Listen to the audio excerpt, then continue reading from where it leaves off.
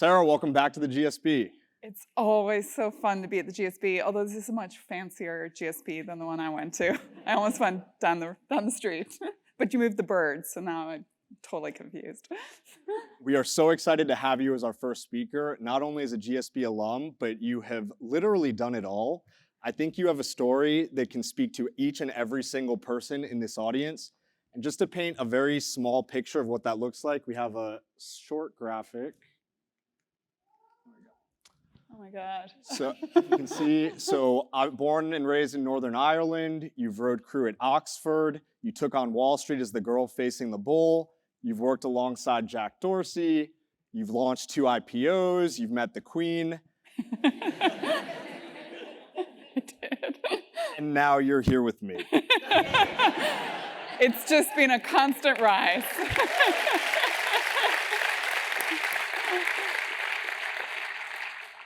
And so I'm hoping your luck of the Irish rubs off on me in this brief time that I have with you on stage. But if we take a look back at where it all started, it seems like luck really had nothing to do with it. Mm-hmm. And so can you tell us what it was like growing up in Northern Ireland and how that shaped your perspective and life trajectory? Sure. I would never say luck doesn't have a play in it. It absolutely does. But it's definitely, luck is whatever the preparation meets opportunity, but you got to grab it. I grew up in Northern Ireland. I realize today I have a very bad American accent, but if we were to go and have probably an LPF or something, you'd start to hear the Northern Irish accent coming out. But yeah, I grew up during the Troubles, and it was not a pretty time. I grew up on the border, just outside Derry. My local Times called Strabane had it still is, if you go look it up in Wikipedia or whatever, had the dubious honor of being the most bombed town of its size for I think 3 decades, and that includes during the Bosnian Serbian crisis and so on. So we still won on that front.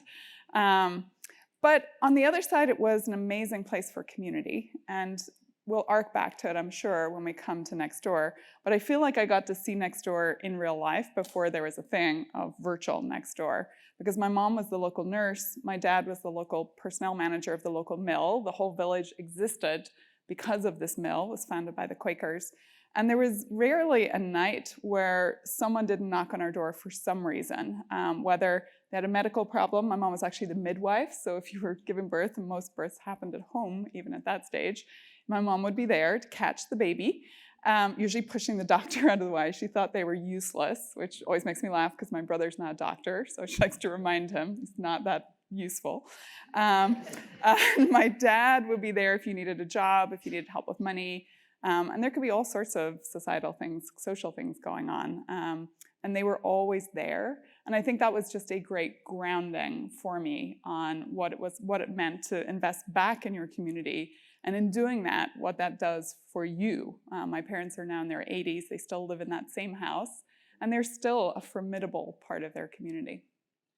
Now, all those experiences growing up and finding strength in community eventually led you to the GSB, where there's an equally strong community. Mm-hmm. What were some of the key opportunities that you took advantage of during your time here, and lessons that you took away that you continue to apply today? Yeah, so probably the biggest reason I ended up here was a willingness to take a lot of risk, for better or worse.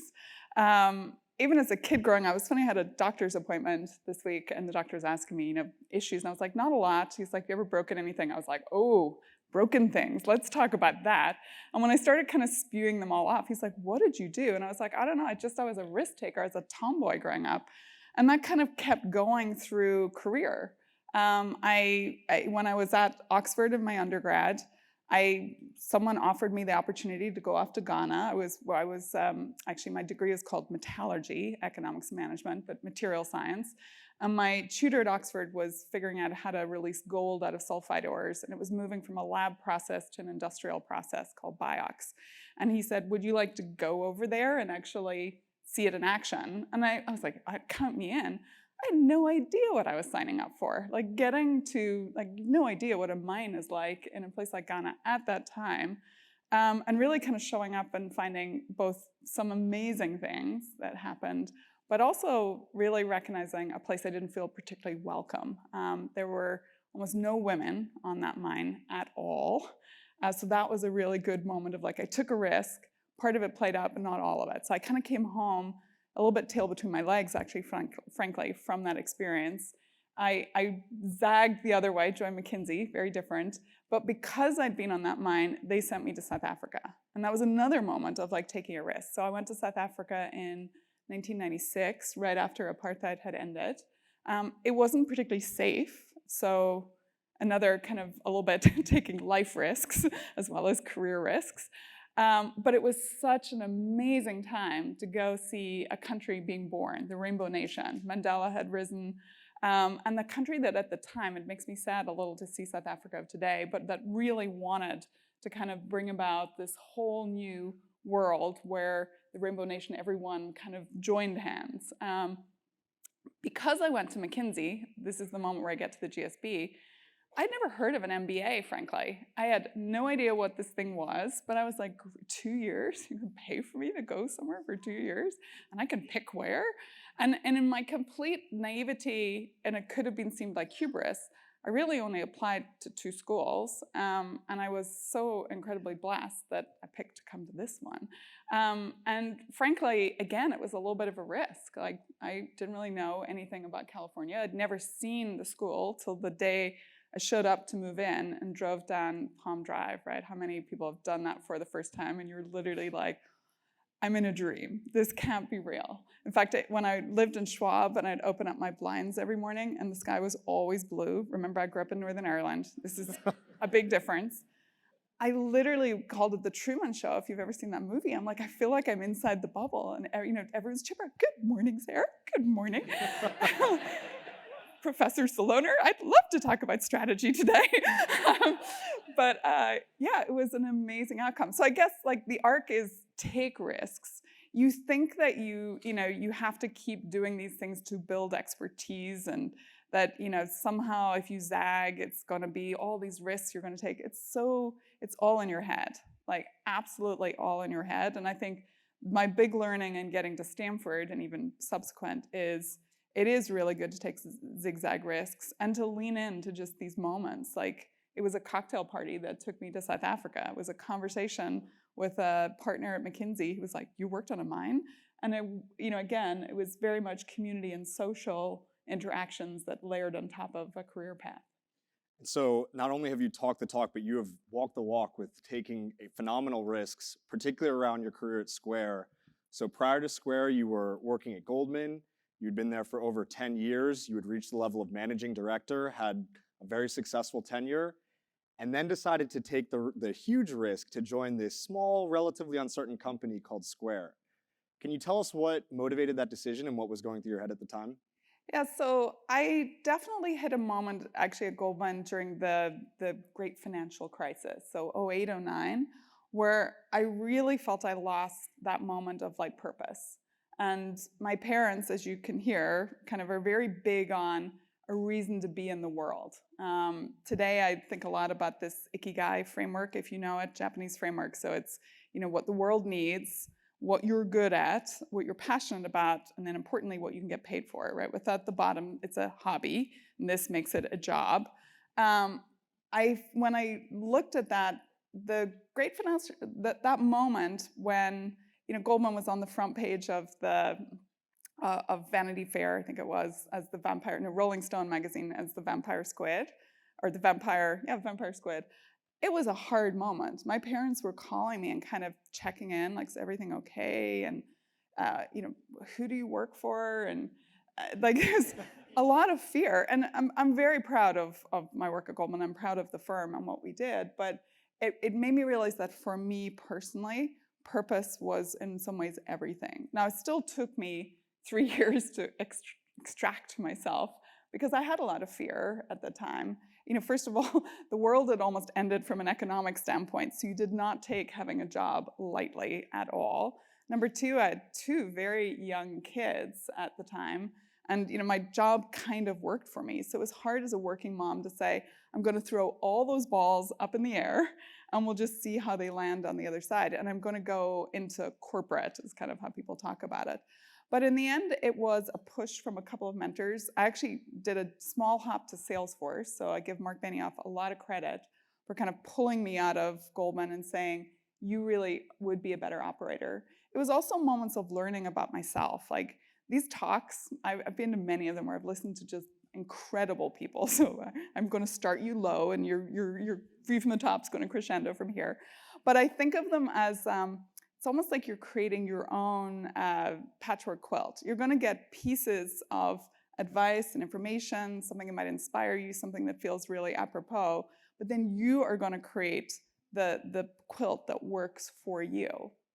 And so in a moment of being at Goldman, coming home one night, and at the time, my associate had gotten promoted to VP, and it had taken us a couple of years to get her there. It was a lot of fighting for her. It was a lot of learning about me personally, about what it means to be an advocate for someone, not just a mentor. So you're really standing up for them in that meeting. But she made it over that finish line. And I came home, and I keep pointing down here because my husband's just sitting here, but I was like cracking open a bottle of wine, a bottle of champagne tonight. And David said something along the lines of, I've just never seen you this excited about a stock pick. And it kind of just like annoyed, like sitting on a burr. It annoyed me for a long time. I was like, maybe I'm actually doing the wrong thing. And then it was a moment of failure, frankly, that made me finally make the decision. So I was in the run to partner. I really thought it was my year. I was super excited. I felt like I had checked all the boxes. I know most of you in this audience are complete overachievers, right? So we all have boxes. We're like, I got an A, I got an A plus, I got an A. Always done the right thing. And in that moment when I got the call, it was an early morning call that said, this is not your year.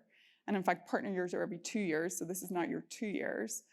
I went through the full ranges of grief just in that morning. I called my husband. He said, I'll walk over. He said, don't cry in the office. I'm like, okay. It's okay to cry in the office these days. It was not okay at that point. I walked downstairs. I'm Irish, so I swore like the whole way around the building. We have a very big lexicon of swear words when you're Northern Irish. And once I'd walked the building a few times and kind of recomposed myself, he said, my husband's sounding like such, he should be up here, because I'm about to give him credit for a second moment of like insight. And I'll pull it to something that's important for all of you. He said, they've kind of set you free. And I was like, what are you talking about? They have devastated me. And he's like, they've set you free. Like, if you want to stay and push to be a partner, full support. But they've also allowed you in this moment to really look around. And that's where that moment of recognizing some of the things I was way more passionate about. I had kind of lost my sense of purpose. I knew I loved developing and working with people, which being a research analyst, that wasn't perfect for that, because you are inherently working in a small team. You don't have a lot of force multiplication out to other people. And then the third piece of suddenly being somewhat free, it all worked in that moment. And so as you think you're going to move through your career, you're going to end up in places, you're going to have kind of built to a local maxima. But I would kind of push all of you to say, when you want to go to the next place, sometimes you have to tick down to go to the next, because in the end you want to build to a global maxima where you can have maximum impact based on what you're passionate about, what you're good at, what you can get paid for. Like when all of those circles align, then you hit flow. It's an amazing moment. And also having a great mentor, someone who will just really truth talk to you, is an incredibly important piece of the puzzle as well. That's amazing. And I really love the metaphor that you use about patching together that quilt. And I'm sure that must have guided you also in your decision to ultimately leave Square after, again, seeing it through its IPO, reaching a $30 billion market cap. It's very obvious in your story that this idea of connection is hugely important to you. And in speaking with people that have worked directly for you, the overwhelming feedback that I've heard is that you touch every person's life that you meet and make them feel like they're the most important person in the room. Wow. That's a direct quote.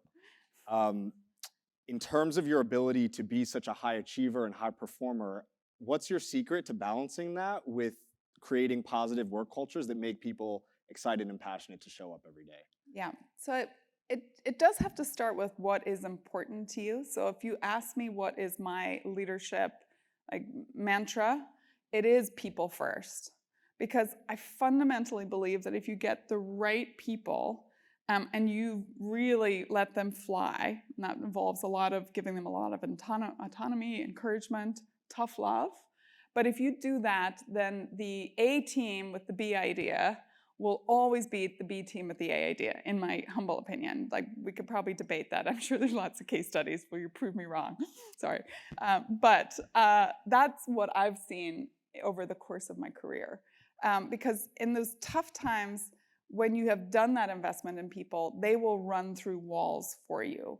And if I go back to Square for a moment, so Square was kind of it was such a shock to the system when I went there. So I went, from, I can't remember how big Goldman was at the time, 35,000, 40,000 people. I went to Salesforce, which was a 5,000 person company at the time, which also felt like so small. And then I went to Square and it was 200 people. It was so strange to be in a company where you actually could see everyone every single day, not just get to know them, but literally every day you were in their space.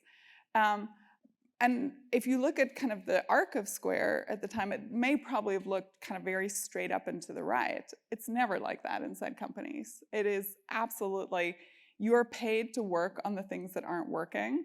So you have a tendency to always think nothing is working when you're inside a company. And that's also a good learning about your own personal resilience and remembering to actually celebrate. But when Square went public, it was awful. We went public at a time when the market had been closed for pretty, kind of like right now, a very elongated moment in time. We had done our last funding round at about a $3-ish billion valuation. To make it easier, it was about $18 a share, because this is going to make it easy when I go to the next point. We hit the road. The market is absolutely shitty. Our roadshow's not going that great. I know it's not going that great. The bankers are doing the best they can to be like, your book is almost covered. And I'm like, that's not good in an IPO. You need to be 20 times covered. And I had a team with me that had never been kind of in the market. So they were lapping in that, this is great, the book is getting covered. And and my stomach is just going, this is terrible. But you can't stop, you're on it. And then we get to that night of pricing, which is actually the final moment where you could actually say at that moment, we're pulling our offering. You could say that. But there's so much, it's like a tsunami that's coming behind you. Everyone's excited. People have flown into New York to ring the bell and so on. And so when the bankers priced the deal at $8 a share, so I said 18, $8 a share, I just remember that night. It's I literally get goosebumps right now. But on the people front, I really felt I was no, we can do this, because you know what? It doesn't matter. What we did to kind of get to the other side is we really shrank the deal overall. We sold 7% of our company. Most IPOs sell about 14%. So we said, we hate this price, but we're going to still push to the other side, raise money when you can. I think we raised $280 million. It's such a small amount, actually, in hindsight. But we're going to push to the other side. And then for the next year, our stock pretty much, it broke offering. I think it got as low as 6. It was brutal. And then, so your question about people is so important, because if you have the right team who's mission-driven, who's there for the right reason, and you have created a personal relationship almost with them, and they trust you, they will run through walls behind you. And that was that moment when I saw that happen from a Square perspective.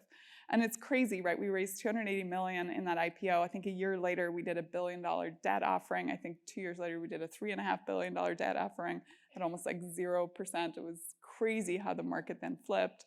And the stock really took off. I think the market cap, when I left, right before I announced I was leaving, we hit $100 billion market cap, because we were on the road marketing in Chicago. And I remember that day, because it was a really big deal to hit that market cap. So, but it really came down to the people, and having spent the time invested in the people. Now, your question was, how do you do that? It's hard. You have to take the time, because people are literally one person at a time. You can try to do some more scaled up things. So for example, since I started working in corporate, I've always done a welcome wagon. So I kind of try to group people up, but whether it's once a month or whatever, anyone new joining Square, anyone new joining Nextdoor, I meet with them for an hour. And it's my way of kind of going around the room. There's no agenda. but it's kind of a touchable moment. And I always tell them, I want you to leave this room. There's only one thing. I want to leave this room. I want you to feel like I am super approachable. I want you to see me as a human. I introduce myself as like a human being, not as a CEO or a CFO or a strategist or whatever, but I'm Sarah, I have 2 kids, I have a great husband, I grew up here. I want them to see me as a human for 2 reasons. Number one, when people see you as very accessible, they will come and tell you their best ideas. And I totally believe that great ideas come from everywhere. In companies, you don't want just the product team thinking about the product, the finance team thinks about finance, the marketing team thinks about marketing. You want everyone all the time feeling like they're an owner and they can have a point of view on any part of the company. But the other thing that's really important, and I probably felt it more keenly even as a CFO, is risk. You also want people to feel that they can speak up no matter what. There's going to be no consequence. I always tell them, come tell me. What I hope is I'm going to say, we know about that. Here's the mitigation. We're in good shape. But every once in a while, people bring you a risk, and you're like, I hadn't thought of that. Let me go sweat a little, and then we're going to figure out how to go mitigate it. But to me, that's like part of the why, is that you want to keep those doors very open as a leader so people will come, talk to you, tell you it's how you'll build a great company. In terms of opening doors, let's turn to Nextdoor. Oh, good segue. Well played. Those Irish genes, yeah. So it's very clear how mission-driven and value-oriented you are, and again, the focus of bringing people together.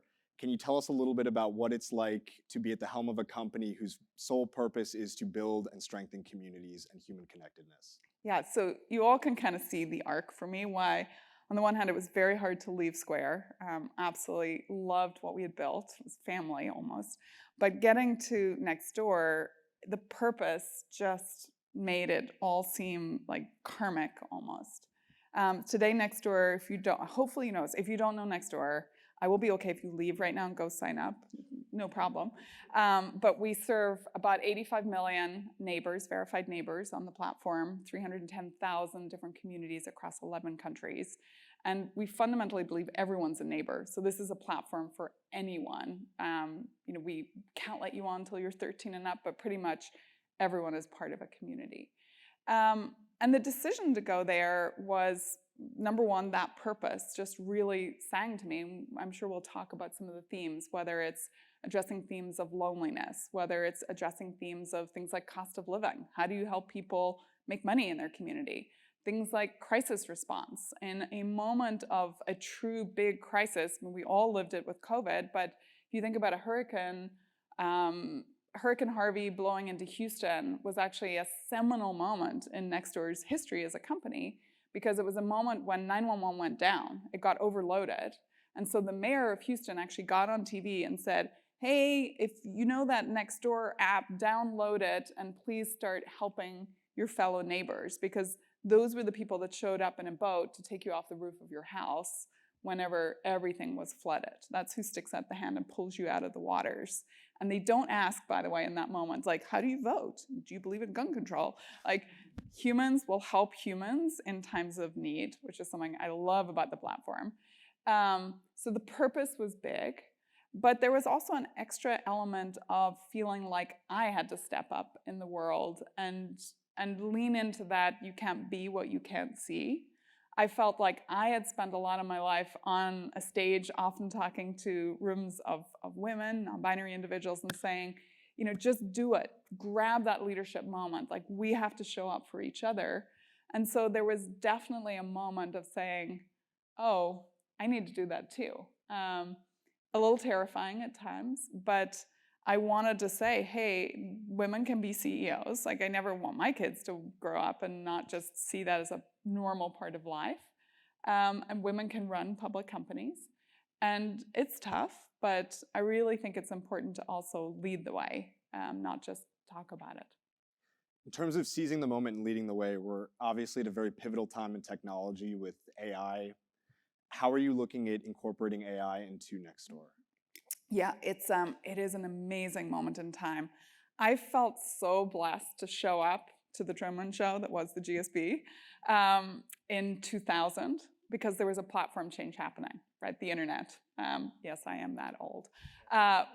You are all living through something that I think is literally orders of magnitude bigger in terms of a platform change. It's such a seminal moment. Um, you know, at its ground level, data is everything. If we're going to build these LLMs, clearly we see it in action already. And so from a Nextdoor perspective, what I get excited is we own the local knowledge graph. So we have a really unique graph. No one else has it. That is one of the interesting things about social networks is you have to plant your flag and own your graph, right? LinkedIn owns your kind of colleagues, your work environment. Facebook is your friends and family, but Nextdoor is your local knowledge graph. And that data is very dynamic. So if you think about, we just grabbed a coffee over at, it turns out there's multiple Coupa cafes on Stanford campus, who knew? But the Coupa cafe, right, at the moment, I could easily have tapped in, like, here's the special today. By tomorrow, that data is cold, it's not interesting anymore, but it's very different from a Google local search or even a Yelp search, right? It's way more, it's got a lot more color and texture and so on to it. It's also data that's already pre-labeled thanks to the 85 million people on our platform. What I mean by that is you'll hear many companies talking about needing to go label data. It's often kind of mechanical Turk is how they do it. But in our case, if you post a recommendation, it's clearly a recommendation. If you post lost, it's clearly lost. If you flag something for moderation, then that gives us another piece of labeling to that data that here's content that a neighbor feels could or should be moderated. So it's a very interesting moment as a platform. Now we're definitely trying to, you've got the very big guys in the room, guys and gals in the room, but like the Googles, the Metas, the Microsofts, and then the OpenAIs, Anthropics, and I clearly just only talked about US companies. Let's look to what's going on in Asia as well. But then I think there's what a practitioner like a Nextdoor can do sitting on top of some of those models. We use an API to OpenAI, and a couple of the places we're moving into right now. Number one is we're helping neighbors just make more engaging posts.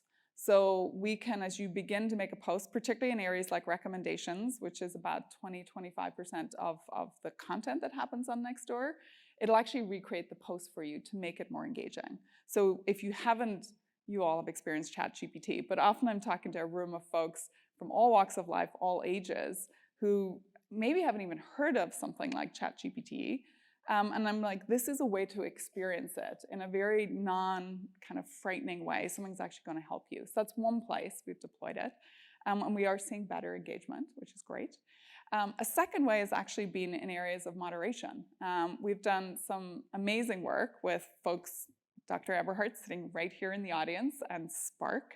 If you don't know the Do Lab they have, yes. Oh, hey.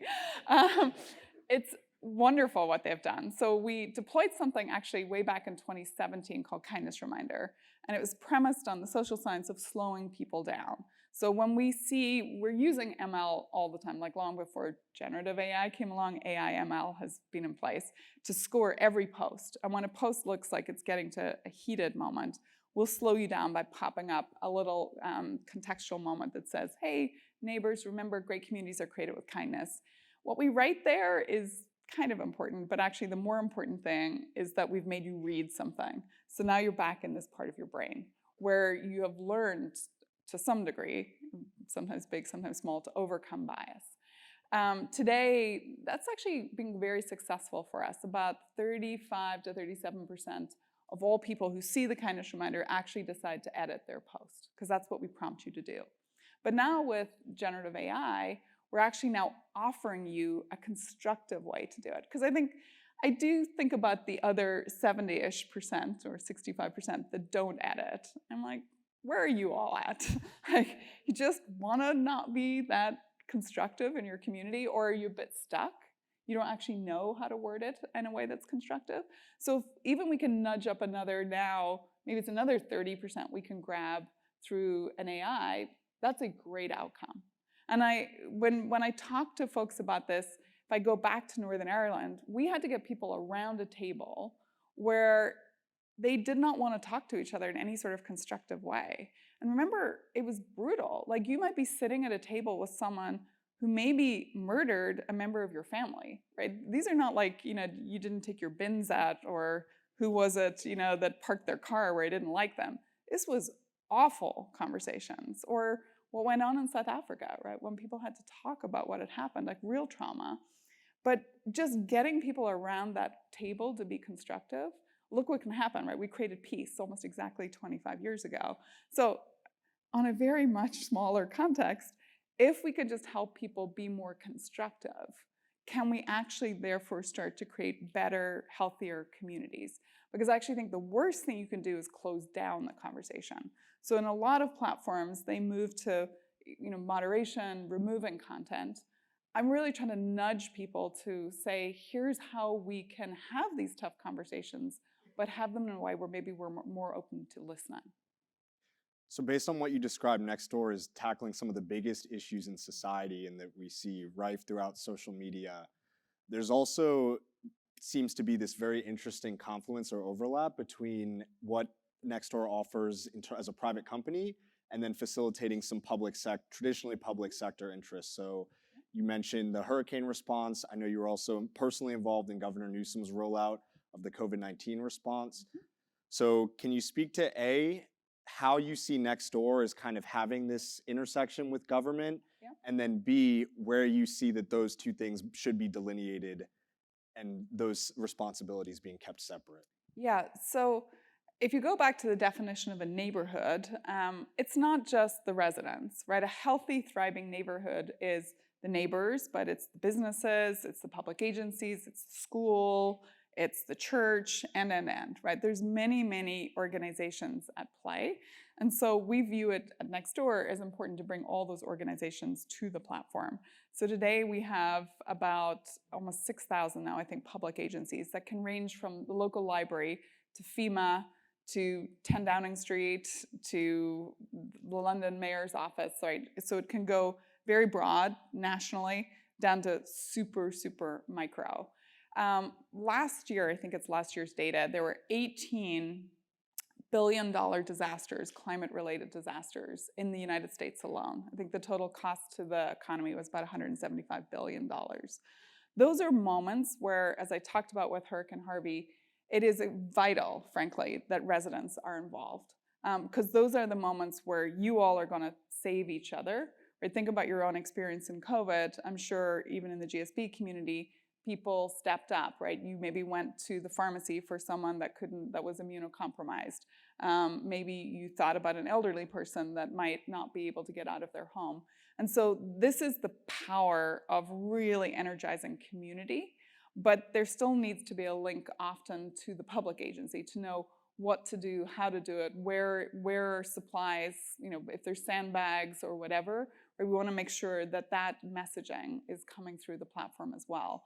And in fact, we just added in a kind of trifecta, just added in weather alerts for exactly this reason. So now working with weather company to say, okay, in the moment of, say, a natural disaster, you can both get the commercial side, a weather alert, plus what's going on with the local public sector, plus then how can neighbors, the private sector, rise to help.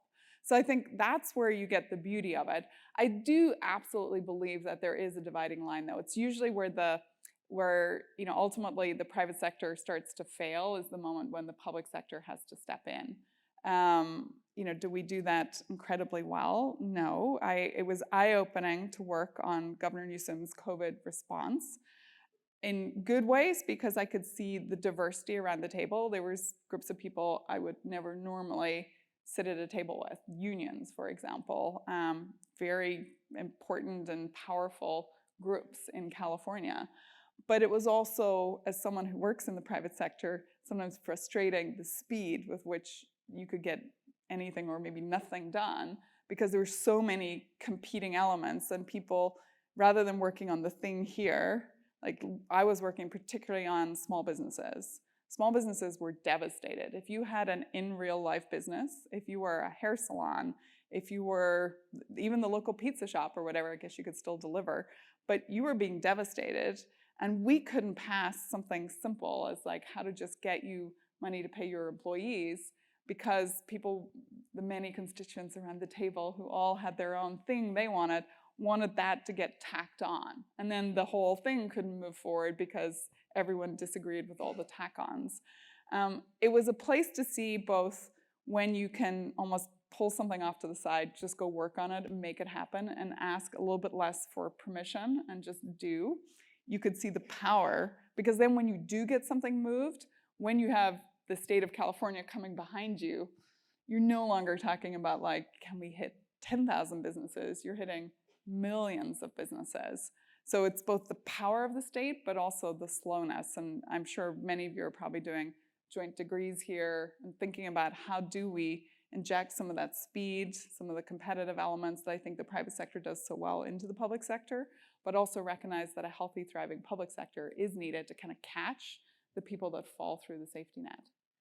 That's such an incredible impact, and it is everything that I nerd out about at the GSB. I could ask you 30 more questions. In the interest of time, because I do want to leave some room for the audience to ask questions, we do have one final question that we're asking each member of our series this year. So as you know, our theme is redefining tomorrow. And so Sarah Friar, as the CEO of Nextdoor, if you could make one change to redefine tomorrow, what would it be? Simply, it's that everyone in the world would know 6 neighbors or more. And that might sound very facile. We have done a bunch of research on loneliness in particular, done with an incredible academic, Dr. Julianne Holt-Lunstad out of BYU. And she used the platform and used our data to try to find a statistically significant moment when feelings of social isolation would abate. And that magic number is 6, 6 neighbors. So if I think about a vision for the future, I mean, of course, I'm talking my book a little bit, but I really would love to see that reknitting of community. Right? That way I experienced my parents in action in our little village in Scion Mills, 2,000 people, but the way I saw them in action. Because when that social fabric comes back together again, when you have high social capital, like if you've read any of the work of Dr. Putnam out of Harvard, for example, or Mark Granovetter actually here at Stanford, you'll know that when that social capital starts to build back up, the outcomes broadly are just incredible. You get better health outcomes. People literally live longer.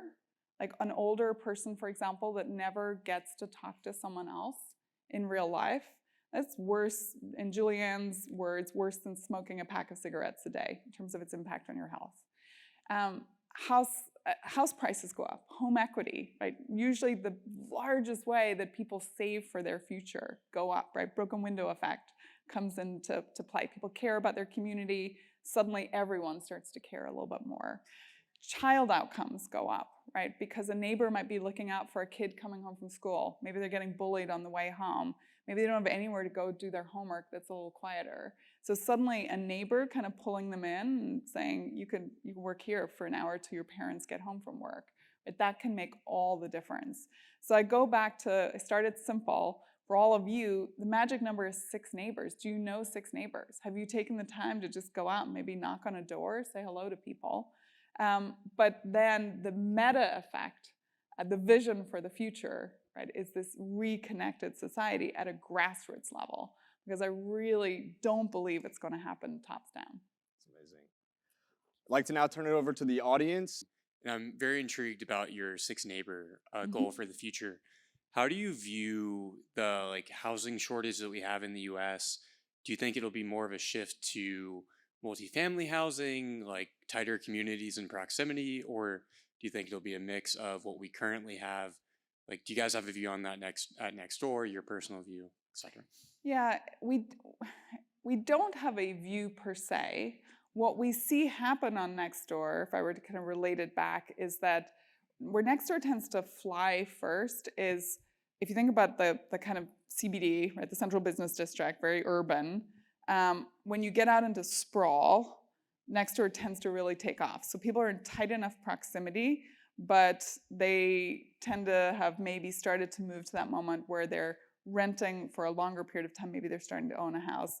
Then suburban works really well. Where we tend to break down is actually in that middle of the donut, and then also in hyper rural. Rural is not great because local can be miles and miles apart. It's hard to get enough content. Doesn't mean it couldn't happen, but it's just much harder.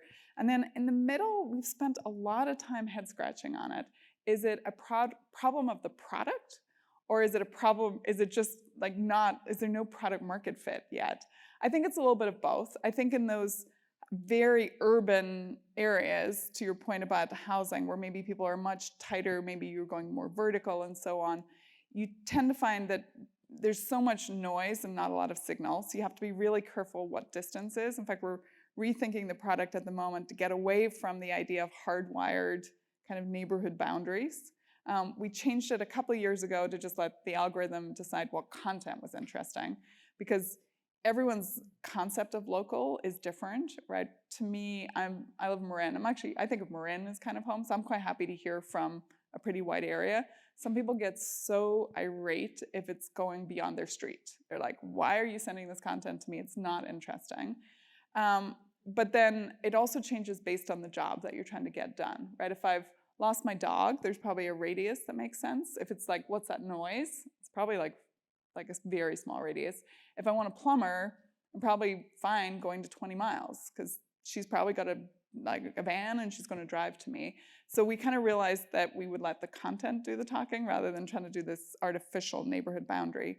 We're shifting it again. It's called Project Sun. You can understand why, where the person becomes the center of their own universe. And we let that interplay with the content. So in that CBD, I think part of it is the product doesn't have good product market fit. But I also think there's something in that area, which goes back to your question of like where housing happens, that often people are much more transient.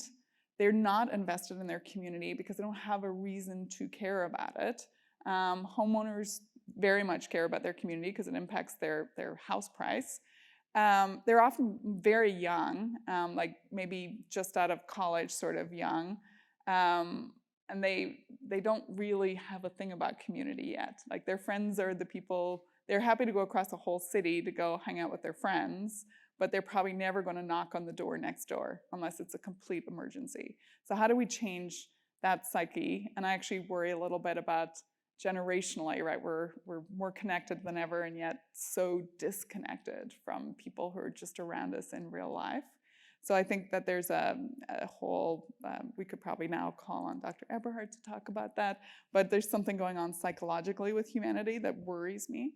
In terms of fixing where you began, fixing the unhoused population, I mean, that is a problem that just feels, when I go to work in San Francisco every day, has an element of feeling like an intractable problem, and yet it can't be. It's like anything. Like if you have a business problem, you just need to break it down and I think go after it in pieces. And right now, I don't see our public sector as particularly well put together to do that. But we have to do something, right? When we chose our headquarters at Nextdoor, we're actually in the Tenderloin, and people come to visit and they're often a little taken aback. They're like, did you actually choose this? We're like, yes, we did not want to live in a tech bubble. I want me, but I want my employees to kind of, as they look outside the office, understand a community that's under duress and think about the why we do it, rather than, coming to work on your bus and you've got your Mac and you've got your snacks in the kitchen and, you're wondering if you're going to make it home for your yoga class. Sorry, I'm being a little facetious on purpose. Like that is not real life community. And I think it's really important. You're all the business leaders of the future.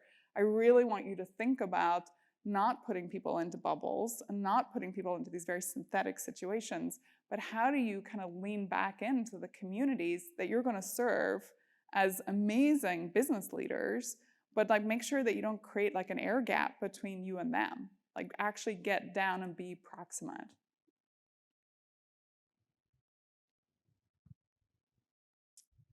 Hi, I'm Matt. I'm also an MBA 1. Given you had so many different senior leadership roles before becoming CEO, what have you found to be uniquely challenging about the CEO role and being at the helm versus your other roles? And how do you address those challenges? Yeah, so on this, I have now become the cliche. I totally denied it for my first couple of years of being a CEO, but I think the CEO's job is very lonely.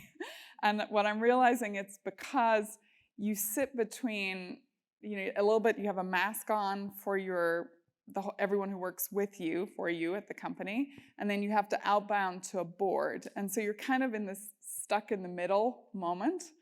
And often you don't really have someone to talk to about it, because you can't really talk to your leadership team endlessly about your board. You have to create a little space. And then for your board, you need to be mindful of like, what do you want to really message to them to be consistent, so you don't feel like, because they only get to talk to you every 90 days. You call them a lot in the middle. And so you can be leaning one way at one period, and then you come back 90 days later, and you've done 90 days of work, so your opinion has evolved, but to them it can almost feel like you're flip-flopping. So I'm very mindful of that when I sit on boards, to try to really be empathetic to the fact that we feel like we're getting whiplash, but actually the company's like, no, we did all this work for 90 days. We've just evolved our thinking. So I do think it's lonely, and I think that's the moment where it's really good to then have a fabric of connection with other CEOs. And not always in a super formal context, because when you meet people more formally, everyone's got their mask on and we're all very like, we're working on these business problems. And then sometimes it's good to just go have a drink with someone. The walls come down a little and you're like, oh, that's happening for you, that's happening for me too. And so I think that is the hardest thing, of like sitting in that air gap. Time for one more question. Hi, my name is Eddie. I'm actually a freshman at the university, but my question was, in your different senior leadership roles, what was your process for getting up to speed on different industries, from like enterprise SaaS to fintech to consumer internet? Oh, thank you. And thank you for coming over, crossing the road. Yay. Some of my best moments at the GSB were actually when I crossed back the other side. I did a Spanish class, I did an engineering class, I think I did an art class at one stage. I loved it. So take advantage, people, come both ways.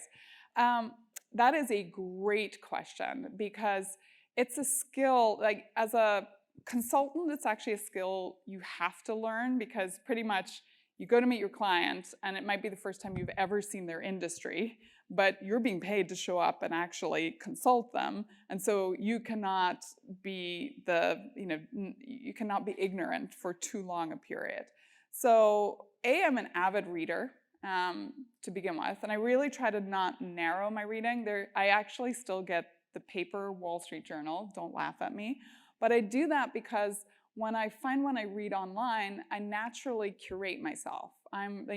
They ask you to, right? It's like, what are you interested in? Technology, and suddenly everything you're reading seems so like, oh, they picked it for me, because they did. It's an algorithm. Versus when I open up the Wall Street Journal, I'm kind of find myself reading almost they feel random at the time. But why I think that's important is if you think about the course of span of your career, your life, right? You kind of read enough interesting different things. There's moments in time where suddenly it becomes very apropos of the moment. Beyond the paper, I am an avid reader. I try to read 52 books a year. That's my personal goal every year. I usually get into the 40s. This year's a good year, actually, because there's a lot going on with things like AI. And so I tend to, again, read because I can usually find then ways that it's going to matter in the situation I'm in. The book that I really like a lot on this is called Range. And it's this idea of like, you actually do become a better leader when you have all of these different skills feeding in. I think one of their archetypes is Leonardo da Vinci. And I read Range at the same time as I read Walter Isaacson's biography of da Vinci. And it was fascinating, because here you had this incredibly curious individual that was a sculptor, but to understand how metal would flow to sculpt, he was actually leaning on work he'd done around the water system in Italy, which then was tied back to how blood pumped in the human body when he was doing dissections and so on. And so I think about that a lot when people are like, oh, you've done so many different things. I'm like, hell no.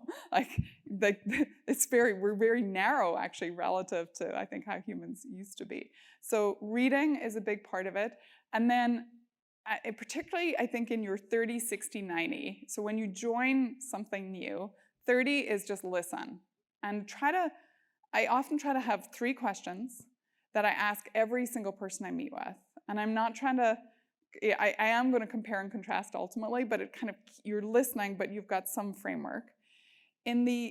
Once you get to 30, people want you to do stuff. And that's kind of the dangerous moment because you still actually don't know enough. So in 30 to 60, I normally try to start to find maybe smaller things where I can put some points on the board. At 90, I think you have to start acting. And that's when you have to come with kind of a first push of what's my strategy, top down, and then from there, my tactics. I think a lot of people in life are very much ready, fire, aim. So their need for speed to get going. It's worth taking that moment to write down strategically what you're trying to do, and then the tactics build from there. Good strategy should be it'll last multi-years. You don't have to roll it all out in 90 days, that would be a lot, but you need to have a frame that at least can stay somewhat true over a longer arc. That's a good question, thank you. Lovely to meet you. Thank you so much. Sarah, like any good GSBer, I know you have the rest of your day planned out by 5-minute increments. I do. So I want to keep you on time. What we're going to finish with is a quick lightning round. So I'm going to ask you, it's a view from the top tradition. I'm going to ask you 5 questions in rapid fire. We're going to finish in 2 minutes to be perfectly on time. Okay, let's do this. And it'll be a fill in the blank. So I'll say the beginning of the sentence and you finish it with a short phrase or word that first pops into your mind. Okay. The one thing city folk don't understand about growing up in the country is animals. Like they're messy. the biggest culture shock I faced moving from Ireland and the UK to America was just sense of humor. Yeah, I'm sorry. Is that bad? I'm not going to tell you which way. You're all guessing.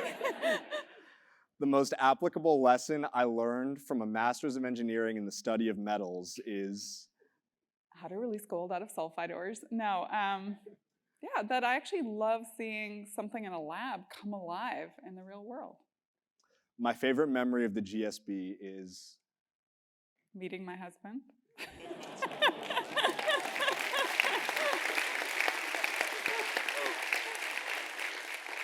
Second only to being cold called in Garth Saloner's class the first time I walked into it. and last but not least, if I could put up a billboard in town square with one tagline of advice for everyone here in the audience, it would say, so I'm stealing my favorite Irish poet, Seamus Heaney, his epitaph. He's buried very close to where I grew up. It's very Irish, start talking about a burial right at the end of everything. But I love this. Walk on air despite your better judgment. If you think about it, it's good. Take risks. Your intuition, let it guide you. Don't always be logic driven, but walk on air despite your better judgment. that is the most beautifully poetic note I think any view from the top has ever ended on. Sarah, it has been such an honor and a pleasure interviewing you, and we wish you the most success in your career and everything moving forward. Thank you so much. Amazing. Amazing.